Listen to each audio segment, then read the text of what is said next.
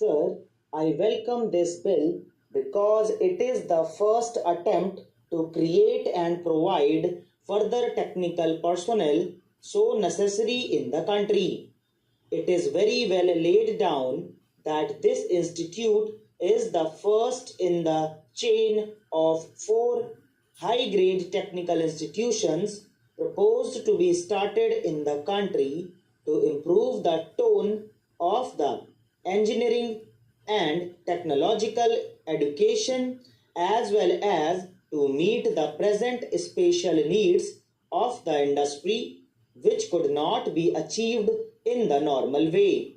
On these two special clauses, I would like to offer some remarks because, first of all, we see that the tone of technical and engineering education is not at present what is desired or is necessary in the country.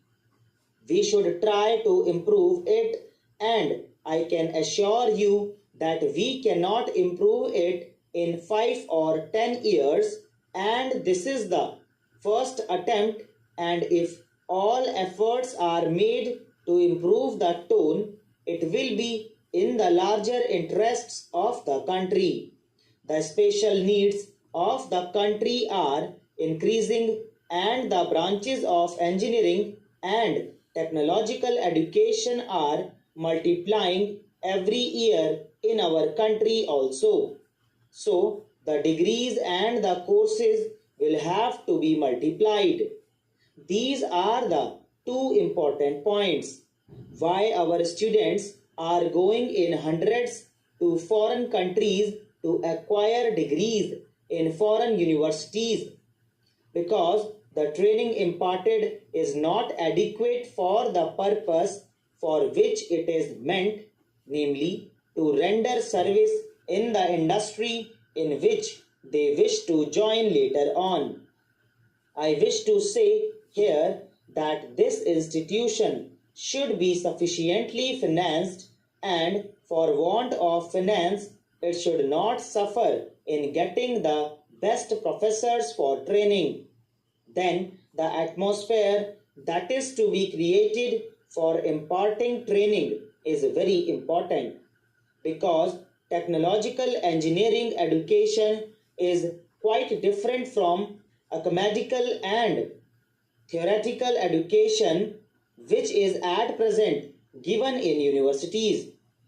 For that, especially I welcome this association of undergraduate studies, because if undergraduate study is there, then it creates an atmosphere for those students to follow it and pursue it to postgraduate studies and in fundamental research. That is very important. I still say that if it is followed in all the four high-grade institutions, then it will be useful. We should not fight shy of it, because we are woefully lacking in technical skill, and that skill has to be created. That cannot be created unless we have an atmosphere where students mix with each other in a fraternal way and discuss among themselves freely. It is not only by lectures by professors that they learn. It is also by the students getting together that they learn these things. As regards the suggestion for affiliating this institute with the Calcutta University, I don't endorse that suggestion. This is a different institution from the present universities and colleges, and the training that has to be given in them is also different. I think mere theoretical training is now given, and we are lacking in technical training, and we should improve our tone considerably in that respect, and we should make this a model in our country. There may be coordination of this institute with the four others that we want to establish, but there should be affiliation with no other university. My third point is that the Education Ministry must make a census of how many students are going for technological and engineering degrees in foreign universities and why those students, after their fundamental research, after acquiring their PhD degrees from those universities, after acquiring distinction in their training, are not returning to this country to serve our industries where we so much require them. If the Education Ministry goes into this fact, they will find that there are about 300 students both in America and in Europe working in the factories after getting their PhD degrees, after acquiring the highest qualification in composition with other foreign students. Can we not get them into our country? They will serve our cause much better than there. Why are they denied this opportunity? Because we have no openings here. We should make efforts to bring them here. They have been working for 10 or 15 years in some factories in foreign countries, and we are permitting our factories and the public sector to draw upon IAS officers for management. IAS officers are good for working in administrative jobs, but for working in the factories, they are of no use.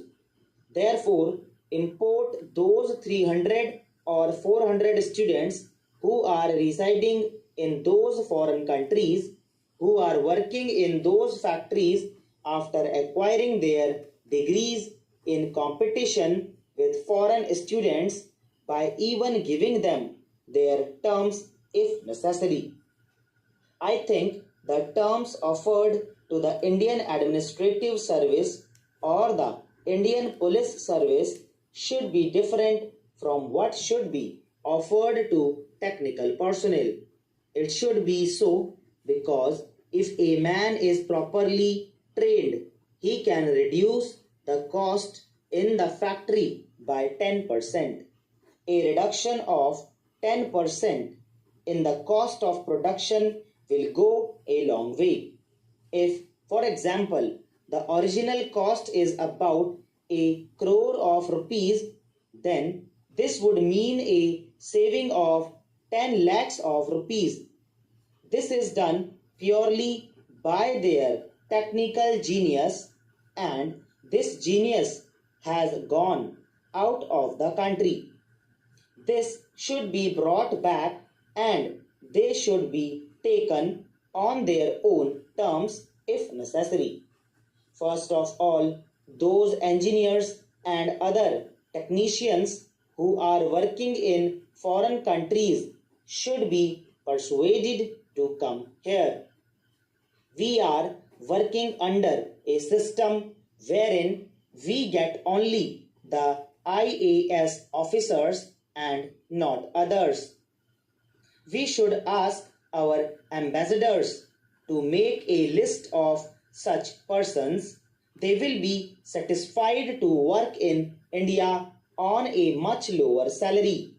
Even if you get a very highly qualified man from our factories, the Union Public Service Commission does not endorse his application.